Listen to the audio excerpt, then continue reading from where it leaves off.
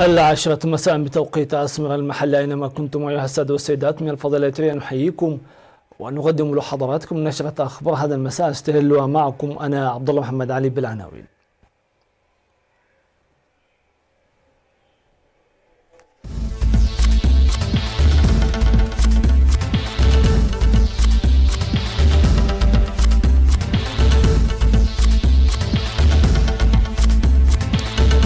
جهود لزيادة الاهتمام في الأطفال بكرة.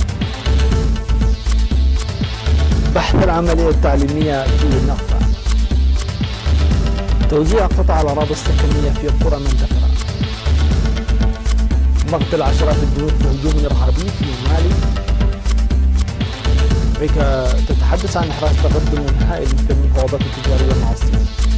وعقد محادثات المناخ بمدريد بعد تراجع تشيلي عن الاستضافة.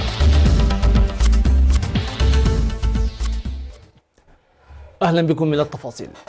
عقدت يومي 29 و30 من أكتوبر المنصرم في مدينة كرن ورشة عمل بحثت الاستثمار الذي يتوجب القيام به من المجتمع لبناء الأطفال جسديا وذهنيا وضمان حقوقهم.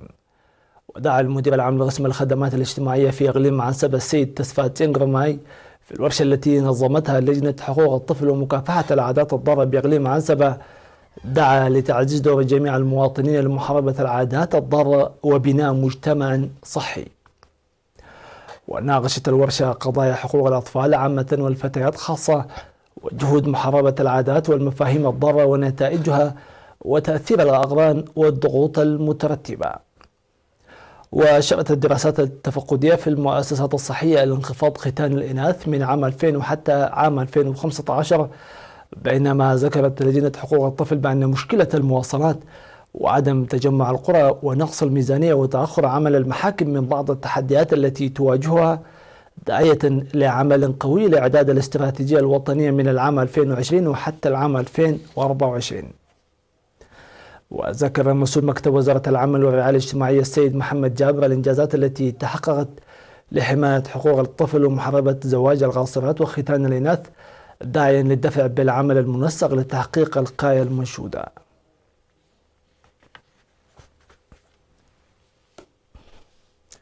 عقد اجتماع في نقفة للدفع بالعملية التعليمية خاصة ضمن المرحلة الثانوية وتقوية العلاقة بين أولياء الأمور والمعلمين والطلاب. وقال مدير مدرسة الثورة الثانوية الداخلية الأستاذ تسفاز قدقلل أن عدم تعزيز العلاقة الثلاثية أثر سلبا على المشاركة واهتمام الطلاب، ويتوجب تقوية هذه العلاقة للتعرف على مصاعب الطلاب والمدرسة. وأوضح مسؤول التعليم في المديرية السيد عبد الله صالح النتائج المرضية للتعليم من رياض الأطفال وحتى المرحلة المتوسطة، مبرزا أن الإشكالية تتركز في المرحلة الثانوية، مطالبا أولياء الأمور لإدراك فائدة الفرص التعليمية. من جانبه أوضح مدير مديرية نقف السيد يعقوب إدريس أن العمل جاري لتخفيف نواقص العملية التعليمية.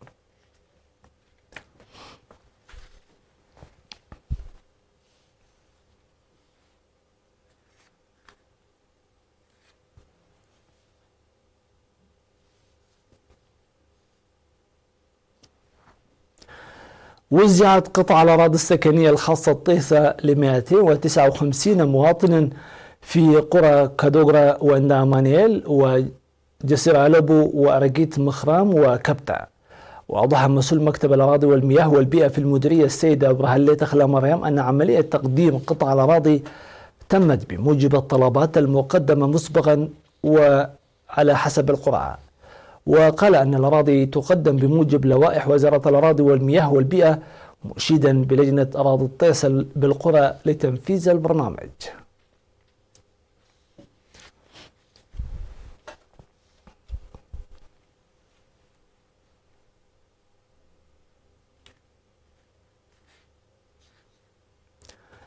ذكرت مسؤولة الاتحاد الوطني للمرأة في مديرية ثور السيدة فاطمة عثمان أن مشاركة المرأة في كافة المجالات تحقق نتائج مرضية. وأوضحت في اللقاء الذي جمع كبار الأعيان ورجال الدين وممثلي السكان ومسؤولو المؤسسات وأن العادات المتخلفة والضارة تحدث تأثيرا سلبيا على المرأة، والجهود المبذولة خفضت من هذه العادات. وفي سياق حديثة حثت لتضافر الجهود كافة قطاعات المجتمع لمشاركة المرأة في التعليم التي تتفاوت في المراحل التعليمية المختلفة. وأكد المجتمعون للتعاون لإزالة مسببات إعاقة مشاركة المرأة في مائدة التعليم.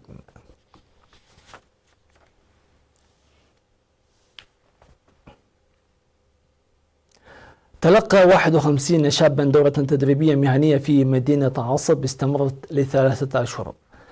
الدورة التدريبية تأتي في إطار رفع قدرات الشباب المهنية.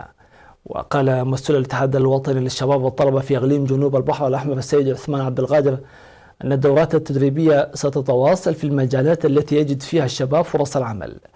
من جانبه أوضح مدير مديرية عصب السيد تسفاي زرع أن الاستثمار في الشباب هو استثمار في الوطن، مؤكدا تعاون ودعم إدارته للبرامج الشبابية.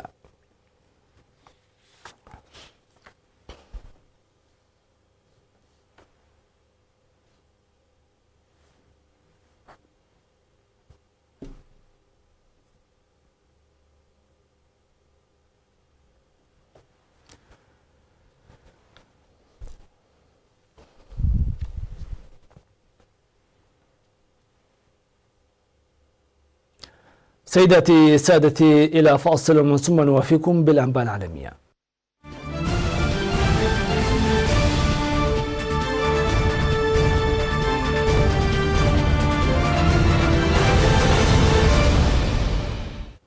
أهلا بكم من جديد.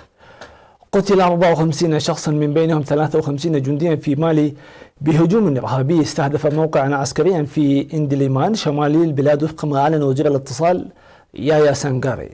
وكان الجيش تحدث في وقت سابق عن مقتل 35 جنديا في ذلك الهجوم، وأضاف أن الهجوم أسفر عن جرحى وأضرار مادية كبيرة. ويأتي ذلك بعد شهر من مقتل 40 جنديا في هجومين في 30 من سبتمبر والأول من أكتوبر قرب بوركينا فاسو جنوبي مالي بحسب مسؤول في وزارة الدفاع. ونددت الحكومة المالية في بيان لها بالهجوم الإرهابي الذي خلف قتلى وعدد كبير من الجرحى في صفوف قوات الدفاع والأمن الوطني من دون أن تدلي بحصيلة محددة.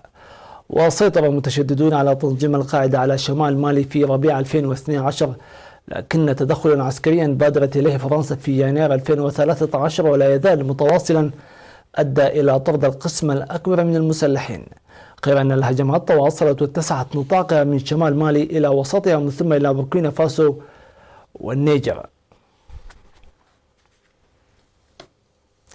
أعلن المستشار الاقتصادي للرئيس الأمريكي أن المفاوضات حول اتفاق تجاري جزئي مع الصين سبق أن أشار إليها دونالد ترامب أحرزت تقدما هائلا لكنها لم تنتهي بعد. وسبق أن تحدث ترامب عن اتفاق المرحلة الأولى في منتصف أكتوبر في حضور كبير المفاوضين الأمريكيين. بدوره أعلن متحدث باسم وزارة التجارة الصينية أن المباحثات تتقدم. وأوضح ترامب في وقت لاحق أن لقائه مع نظيره الصيني بشأن الاتفاق التجاري الجزئي قد يتم في ولاية أيوا الأمريكية. ويأتي تصريح كودلو الإيجابي بعدما نددت بكين في وقت سابق هذا الأسبوع بتصريحات لوزير الخارجية الأمريكي مايك بومبيو هاجم فيها الحزب الشيوعي الصيني الحاكم، متهما إياه بأنه معاد للولايات المتحدة ولقيمها.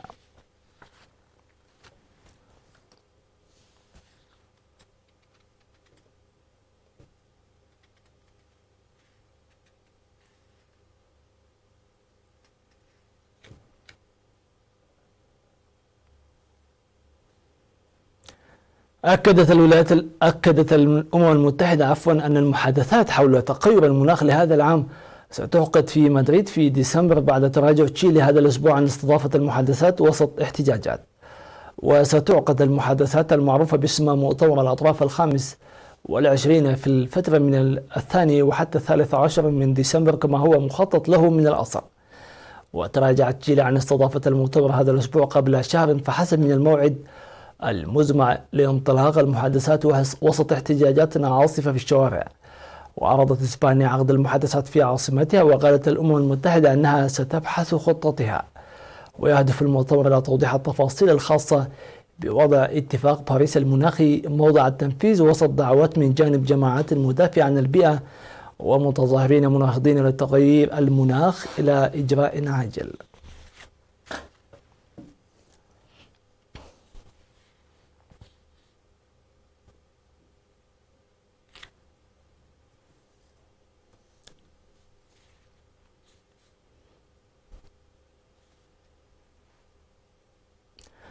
وختاما في هذه النشرة، أطلقت الشركات الصينية الثلاثة المشغلة لخدمات الاتصالات المحمولة خدماتها الجديدة المعتمدة على تقنية الجيل الخامس عبر شبكة هي الأكبر في العالم. وبدأت الشركات الثلاثة تشاينا موبايل وتشاينا يونيكوم وتشاينا تيليكوم في الأول من نوفمبر تقديم الخدمات وفقا لوكالة الأنباء الصينية شينخوا. وستتوافر الخدمات التجارية الجديدة للمستهلكين الصينيين في 50 مدينة من بينها بكين وشنغهاي وغوانجو. في وقت سابق من العام الجاري أطلقت الولايات المتحدة وبريطانيا وكوريا الجنوبية بالفعل خدمات اتصال من الجيل الخامس، لكن الشبكة الصينية تتفوق كونها الأكبر في العالم. وتشير توقعات المحللين إلى أن عدد مستخدمي خدمات الجيل الخامس في الصين سيبلغ 110 ملايين مستخدم خلال عام 2020، وذلك لامتلاك الصين حاليا أكبر قاعدة لمستخدمين الإنترنت عبر الهواتف المحمولة، ويقدر عددهم ب 850 مليون مستخدم وفقا لوكالة شينخوا.